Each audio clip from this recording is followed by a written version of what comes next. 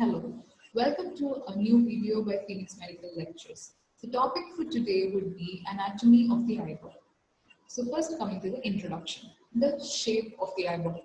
Common perception is that the shape of the eyeball would be a globe or a sphere. In reality, it is an oblate spheroid. What is an oblate spheroid? The oblate spheroid is something which is the fusion of two modified spheres. So the anterior sphere, which is small, and the posterior sphere, which is large. So this entire part, the anterior sphere, we're going to mark it here. Okay, this entire part is the anterior part of the eyeball, and this has a radius of 7.8 millimeter. 7.8 millimeter. This is the anterior part of the entire sphere, which is the smaller radius part. Coming to the larger sphere of the eyeball, this particular sphere contains 12 millimeter radius. So the bigger sphere is 12 millimeter radius and the smaller sphere is 7.8 millimeter radius. So the anterior smaller sphere is the corneal part of the eyeball and the posterior larger sphere is the scleral part of the eyeball. So I'll mention it here. So the anterior smaller part would be the corneal part.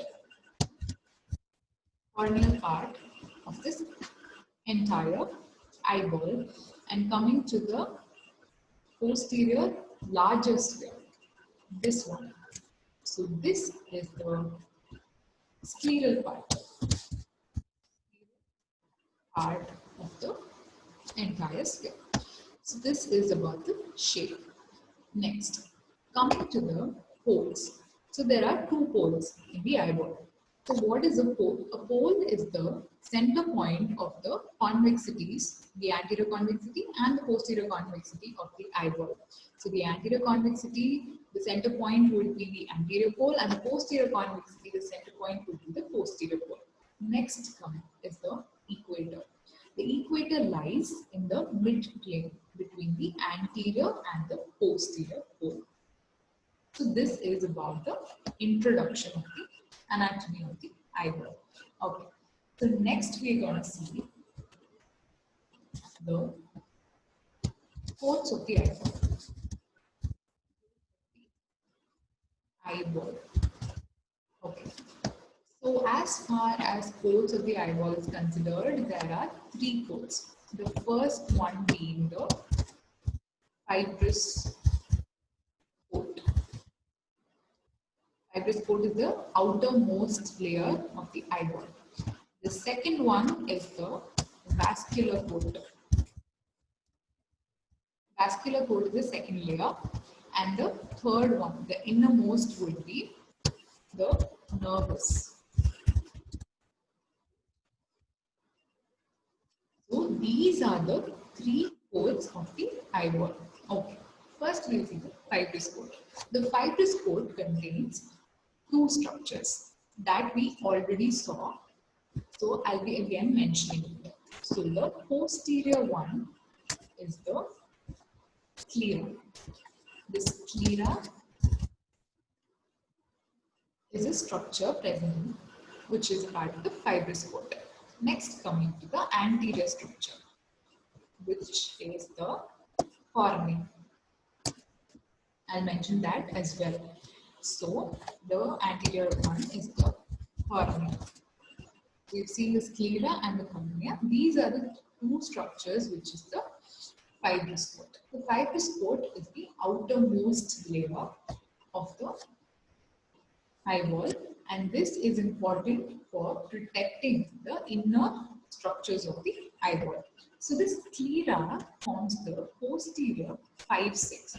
So sclera is the posterior 5/6 of the eyeball would be the sclera.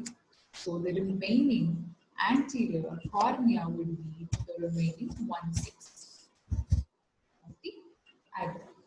So next we'll see an important structure which is the junction between the cornea and the sclera. So this particular part is the corneoscleral junction. The corneoscleral junction also has another name, which is the so the corneoscleral junction is also known as the limbus, and that is the junction between the cornea and the sclera. So this particular part is where the conjunctiva is attached. So this is about the outermost layer or the fibrous coat of the eyeball. Coming to the second layer, which is the vascular layer. So the vascular layer contains three structures. So I'll mention it here. The first structure, again from posterior to anterior, would be right here. This light green part.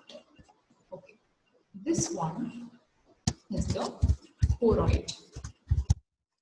So the choroid is one of the structures of the vascular cord, which continues, and right here the second structure of the vascular cord is the ciliary body.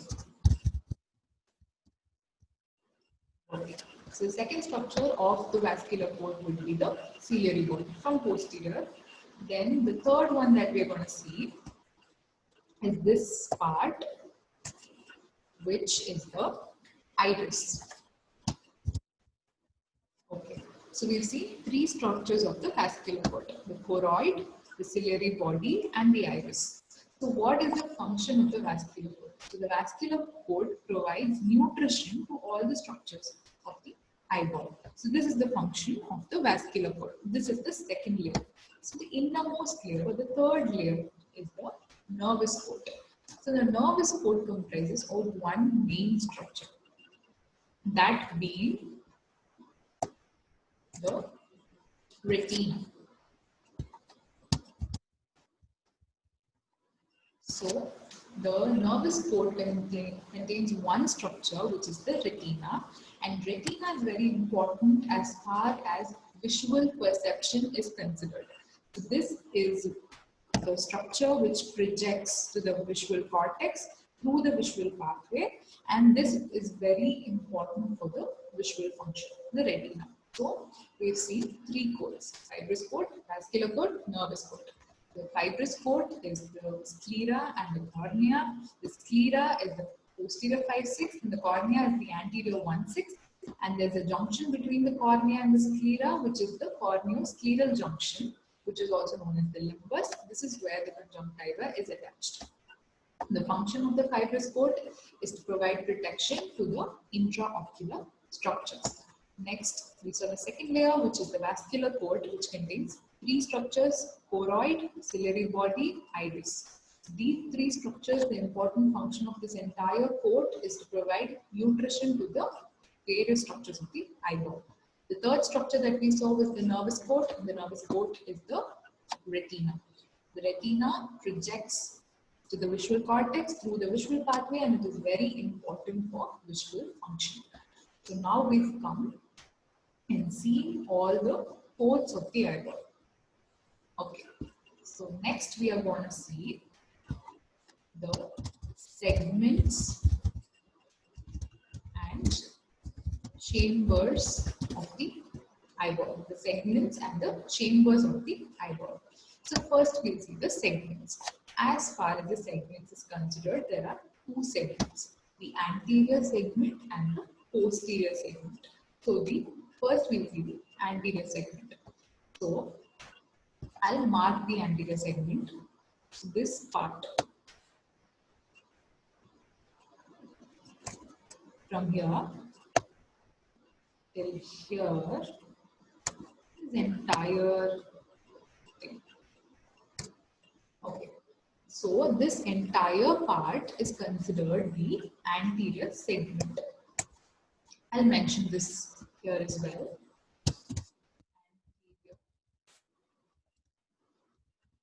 Segment.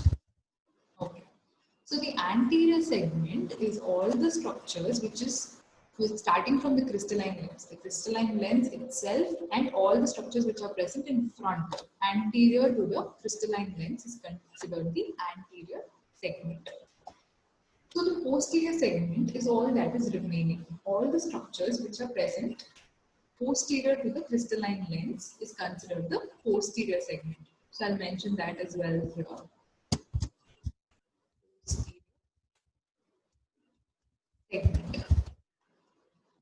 So the anterior segment and the posterior segment. So one main difference is that the anterior segment contains aqueous humor. The anterior segment contains aqueous humor. And the posterior segment contains vitreous humor. Okay, so the anterior segment contains aqueous humor and the posterior segment contains vitreous humor. This is one of the main differences. So this is about the segment of the eyeball. Now coming to the chambers. So anterior segment only contains chambers. The posterior segment doesn't have any chambers, and the anterior segment has two chambers, which is the anterior chamber and the posterior chamber. So I'll put a demarcation here. So this part right here. So from here, if we see the anterior part of the iris, anterior part of the ciliary body, and the cornea, the enclosing part would be the anterior chamber. Okay, so this is the part which is the anterior chamber. Coming to the posterior chamber, the posterior part of the iris, the posterior part of the ciliary body, and then the suspensory ligaments, which is also known as the zonules, and the crystalline lens, anterior part of the crystalline lens. The part which is enclosed by these structures is known as the posterior chamber. So we've seen the anterior chamber and the posterior chamber. So coming to the anterior chamber. What is important about the anterior chamber is that the anterior chamber is 2.5 millimeter. So I'll put this here. So this depth of the anterior chamber is 2.5. 2.5 millimeter. So what is the importance of the depth of the anterior chamber is that there are two visual defects that we normally know. One is hypermetropia. So hypermetropic patients are those who are considered far-sighted, which means that they find it difficult to visualize objects which are placed near them. So they have problem in near vision. So patients who are hypermetropic have a shallower anterior chamber depth. This means that the depth of the anterior chamber in hypermetropic patients would be less than 2.5 millimeters. So their depth would be less than 2.5 millimeters. Okay, so hypermetropic patients will have a depth of less than 2.5 millimeters. They have a shallower anterior chamber depth. The next visual defect would be myopia. So myopic patients are those who are considered short-sighted. They have a problem visualizing objects which are placed far off from them. So myopic patients will have a deeper anterior chamber, which means that the depth would be more than 2.5 millimeter. So hypermetropic patients will have less than 2.5 millimeter depth of the anterior chamber, and myopic patients will have more than 2.5 millimeter of depth in the anterior chamber. This is a main difference. And we also already know that the anterior segment in its entirety contains aqueous humor. So this would be divided between the anterior chamber and the posterior chamber. So the anterior chamber contains 0.25 ml of aqueous humor. So the aqueous humor, when it's divided, it contains 0.25 ml of aqueous humor in the anterior chamber, and the posterior chamber will contain 0.06 ml of aqueous humor. So this is about the segments and the chambers of the eyeball. So a quick revision. So the segments, there are two segments, anterior segment and posterior segment. The anterior segment is all the structures including the crystalline lens and those present anterior to the crystalline lens. The posterior segment is all the structures which is present posterior to the crystalline lens. The anterior segment contains aqueous humor, posterior segment contains vitreous humor. Coming to the chambers. So the anterior segment is divided into two chambers, which is the anterior chamber and the posterior chamber.